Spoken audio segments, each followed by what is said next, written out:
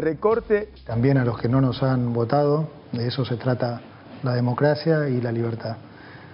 Agradecerle también al presidente por haber confiado en mi equipo para un momento tan difícil como este que estamos enfrentando. Definitivamente estamos frente a la peor herencia de nuestra historia. Un país donde los argentinos somos cada vez más pobres, con un déficit fiscal que supera los 5,5 puntos de producto, con un Banco Central con una hoja de balance absolutamente deteriorada, sin dólares en sus activos y con el equivalente a 3 bases monetarias en pasivos remunerados.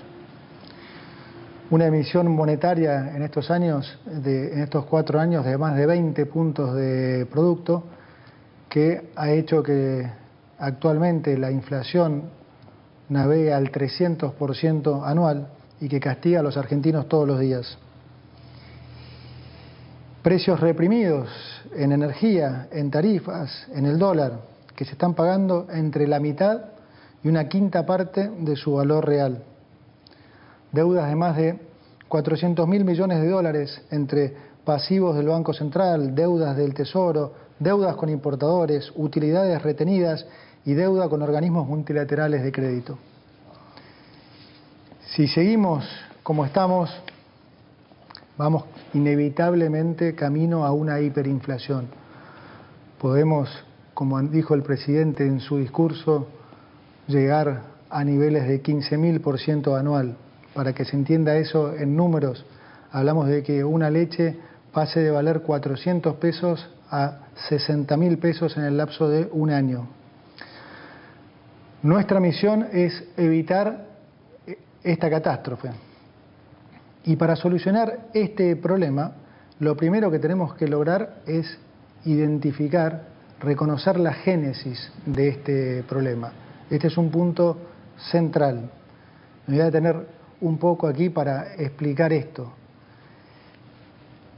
Si uno dijera, yo lo he hecho muchísimas veces en charlas durante muchísimos años, si uno le preguntara a la mayoría de los argentinos cuál diría que es el mayor problema, la deuda, la inflación, el dólar o el déficit fiscal, siempre la mayoría de las respuestas, diría más del 95% de las respuestas, se lo llevaba la deuda, la inflación y el dólar. Prácticamente ninguna respuesta correspondía al déficit fiscal. Sin embargo, la génesis de nuestro problema ha sido siempre fiscal. Lo que se manifiesta como los problemas son en realidad las consecuencias de cómo se ha financiado ese déficit. ¿Qué es el déficit? Bien simple. El déficit es cuando se gasta más de lo que se recauda a nivel de país. Déjenmelo llevar a sus hogares. Si un hogar gasta 120.000 pesos y gana 100.000 pesos, bueno, evidentemente a alguien le tuvo que haber pedido prestado 20.000 pesos, ¿sí? Cuando lo que ustedes llaman estar en rojo a nivel de Estado se denomina déficit fiscal. Ahora, funciona prácticamente igual que en sus casas. Digamos, ustedes le pueden pedir prestado plata a un banco, a un familiar, a un amigo. Bueno, a nivel de país, si el país quiere gastar más de lo que recauda, le pide al mercado plata, le pide a los organismos multilaterales de crédito como el Fondo Monetario Internacional, o le pide al Banco Central que se lo imprima. Ahí, si quieren, está esa sutil diferencia. Digo sutil porque aún en ese caso también es deuda. Entonces, los problemas que se originan de financiar ese déficit son los problemas que le llega a la gente, ¿sí? Si se financia ese déficit excesivamente con deuda o repetidamente con deuda, se terminan generando problemas financieros. Si se financia con emisión del Banco Central, ¿qué es lo que pasa? Hay una sobreabundancia de pesos, como con cualquier bien, cuando hay sobreabundancia de un bien, ese precio cae, Si hay sobreabundancia de naranjas, el precio de las naranjas cae. Si hay sobreabundancia de petróleo, el precio de la nafta cae. Si hay sobreabundancia de pesos, el precio de los pesos cae. ¿Cómo se manifiesta esto? Cae con respecto a los activos financieros, como el dólar, y cae con respecto a los bienes de la economía, o sea, inflación. Esas son las cosas que la gente le llegan, que la gente percibe, problemas de inflación, deuda, dólar. Ahora, el origen de ese problema siempre ha sido fiscal. ¿Y cuál es la razón de nuestras crisis recurrentes? Es que nosotros siempre como país nos hemos focalizado en querer solucionar las consecuencias, pero nunca el problema. Políticamente, digamos que siempre hemos sido adictos al déficit. Entonces, solucionar las consecuencias nunca han solucionado la raíz del problema y por eso siempre hemos caído en crisis recurrentes y en buscar falsos culpables. Entonces, típicamente, ¿qué hemos hecho a lo largo de estos últimos 100 años?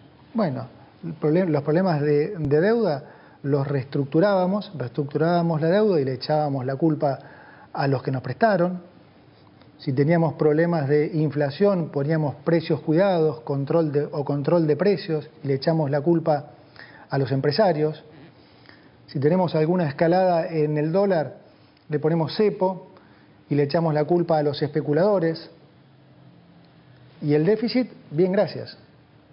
Y esa es la razón por la que las crisis se repiten y se repiten. Imagínense ustedes que si reestructurar la deuda fuera la solución, bueno, ya la reestructuramos 9 veces, deberíamos ser Suiza. Y sin embargo, estamos cada vez peor, porque la respuesta nuestra a estos problemas siempre ha sido atacar las consecuencias, pero nunca el problema.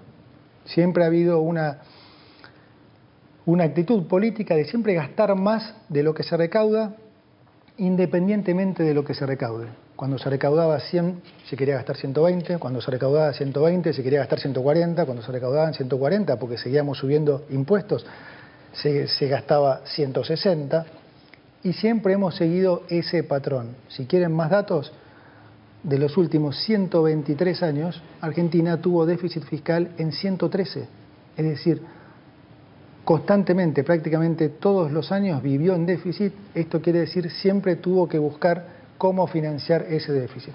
Como ya vimos, cómo se financiaba, cómo se financia, con deuda o con emisión. Esto es lo que es muy importante que se entienda, porque en Argentina esta relación entre el déficit y su financiamiento, en la gran mayoría de los ciudadanos, está rota. Digamos, para muchos el tomar deuda es casi un capricho del ministro de Economía de turno, y no es así. El problema, de vuelta, es siempre el déficit fiscal, el gastar más de lo que se recauda. Esa es la razón de nuestros problemas. Por eso ahora lo que nosotros venimos a hacer es lo opuesto a lo que se ha hecho siempre.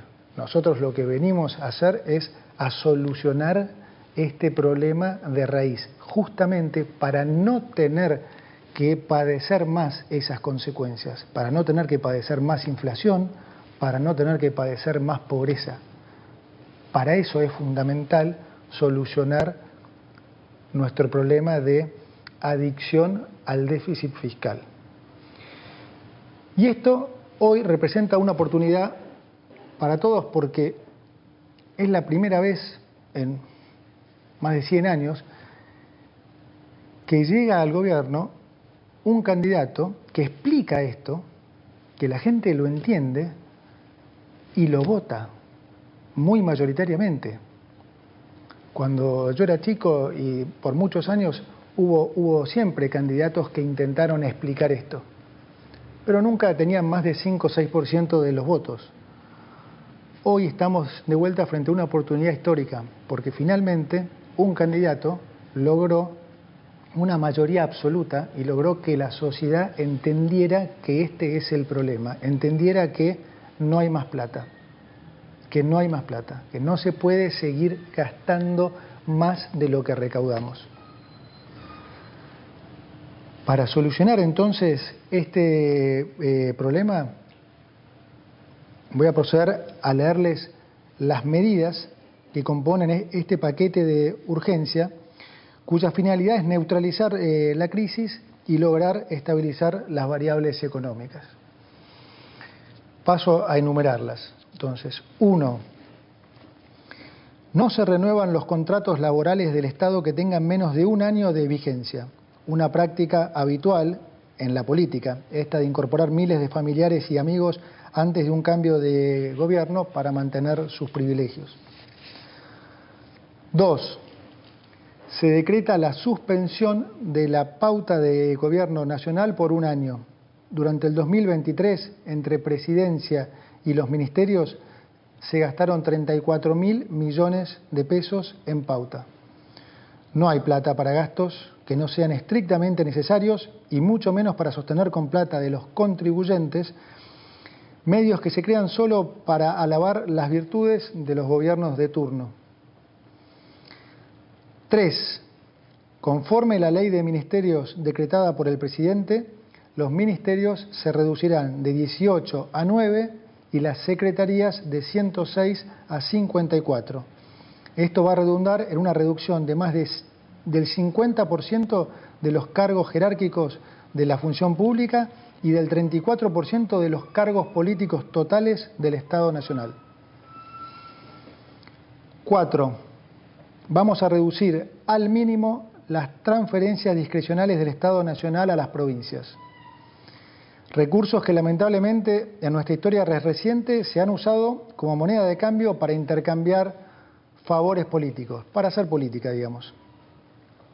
5. El Estado Nacional no va a licitar más obra pública nueva y va a cancelar las licitaciones aprobadas cuyo desarrollo aún no haya comenzado. Como dije antes, no hay plata para pagar más obra pública que, como todos sabemos, muchas veces termina en los bolsillos de los políticos y los empresarios. La obra pública ha sido siempre uno de los principales focos de corrupción del Estado y con nosotros eso se termina.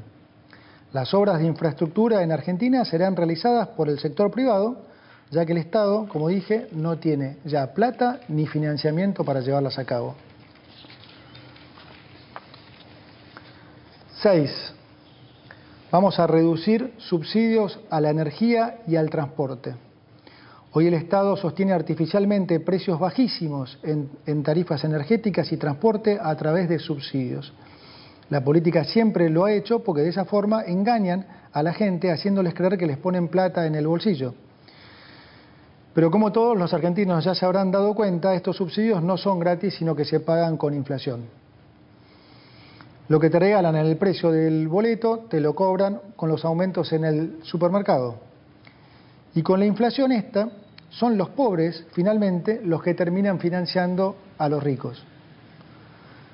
Adicionalmente, los subsidios al transporte en el AMBA son un acto de profunda discriminación con las provincias del interior. Vamos a terminar con esta discriminación al interior. 7. Vamos a mantener los planes potenciar trabajo de acuerdo a lo establecido en el presupuesto del año 2023.